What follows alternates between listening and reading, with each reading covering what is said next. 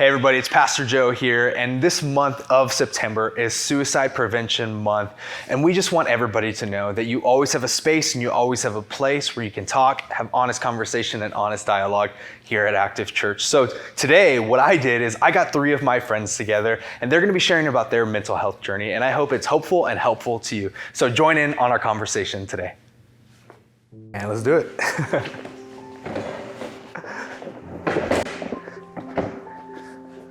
Well, thanks so much, guys, for sitting with me and sitting with our church community. I know these conversations can sometimes be really heavy and really hard. And in these next moments, what I want this to be is really hopeful and really helpful.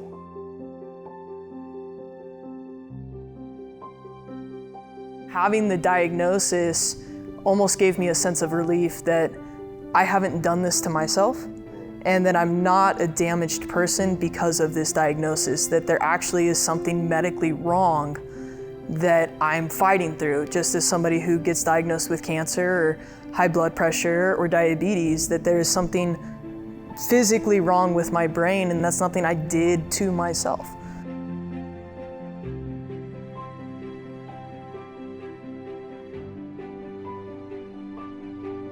Has that been hard, like being a dude and having these conversations? It's probably one of the hardest things, the suicide rate in men is like 76%. I mean, it's really high. And it's just the macho-ness, don't, just suck it up, you're fine.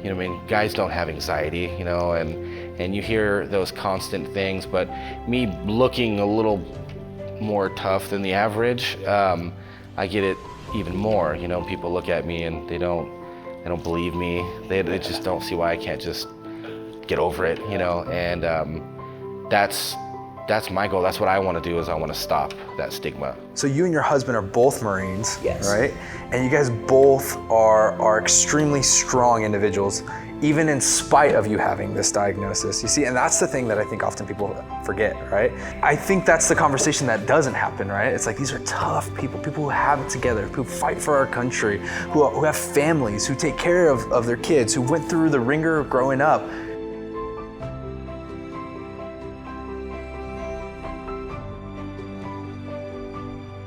And I just kept on saying, I just gotta suck it up.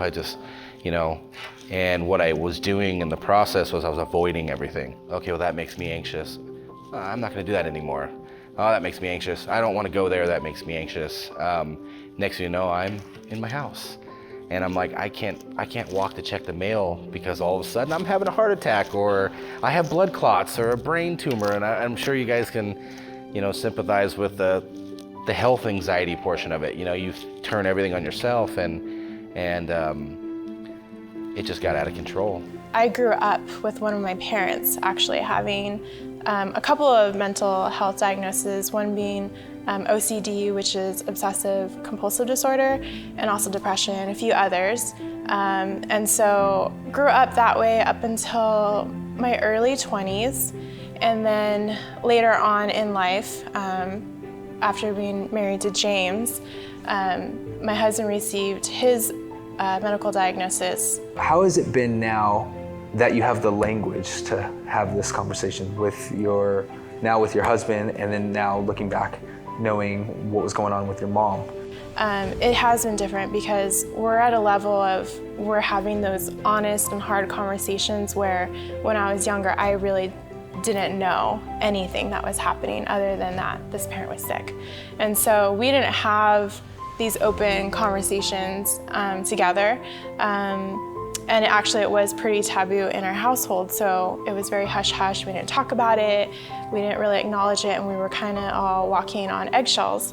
And then now, later on, being married to someone, and with that experience and knowing how it feels to grow up that way, I don't want my household to function that way. So I think about our kids and how do we build a good foundation. So in the middle of these moments where life may feel rough, or you may feel like you're in a valley, how do you choose hope even when you're in that low position? My mind was not in a good spot, and I called him and said, Mike, I can't keep going like this, bro. I don't understand the value of life. I don't understand the purpose of life anymore. I don't understand life itself, and I'm done, and I can't keep doing this. And he said, Jen, I want you to think back to Paul and the thorn in his side. And we will continue to pray and pray and pray for that thorn to be removed. And this is your thorn. This is your thorn, but don't let the thorn be the direction of your life. Don't let the thorn own your life. Don't let the thorn own your story. Wow. That hit me though in a really profound way, that at that point I had a choice to make. Was my mental health gonna run my life, or was my life gonna run my mental health? And that's been my hope, is understanding that I can be really angry that I'm still in the rut that I'm in. And there are days that I wake up and it makes no sense for me to be, no logical reason for me to be feeling the way that I'm feeling. And that's okay. And just recognizing and understanding that this is just a part of my story, but my better story doesn't have to be defined by that moment. And that gives me hope every day to know that I have people around me who care, that I have people around me to speak wisdom, and that I have people around me to not let me allow that thorn in my side to dictate my life.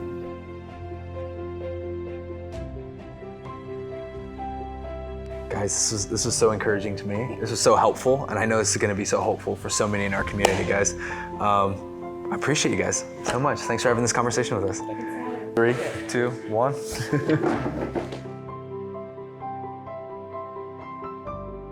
I'm so thankful for these 3 friends, and I'm thankful for their life and their story.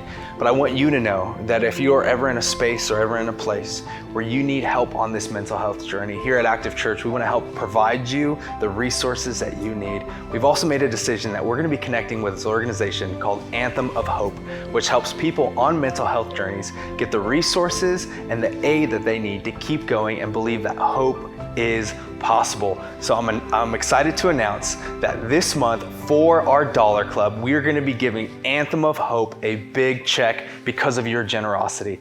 Thank you so much, Active Church, for helping people tell a better story. It's because of you, Anthem of Hope is going to be getting some of the resources and connecting people on a mental health journey with all the avenues that they need to keep moving forward into the story that God has for their life. Active Church, I love you. Thank you so much for all that you do.